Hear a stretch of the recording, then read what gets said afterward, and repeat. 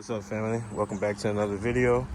Today I'm gonna be working on the same car, showing you how to replace the outer tie rod end.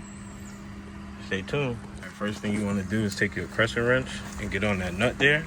What I like to do when I usually have two hands is leave it on there like that and just bang it on there. That's the easiest way to get that. That's the easiest way to get that nut loose. And you just turn it a couple of turns. So when you're ready to put the new tie rod end on, you can just leave it right where it sits. But it's also recommended to still get in alignment once you're finished. Take your 14mm socket. I like to use an impact. It makes things quicker. There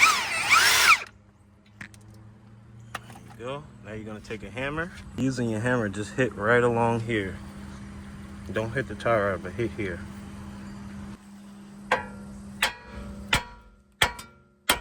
Just like that.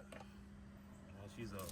One thing you're gonna do to take it off is just spin it. Sometimes you gotta get something to hold here while you spin this if it's stuck. Once you get it loose enough, you should be able to just use your hand and spin it off just like that.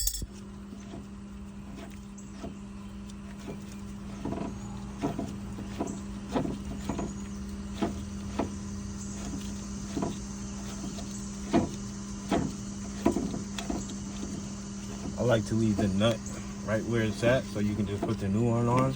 But as I stated, it's always recommended to get in alignment once you change your outer tie rods.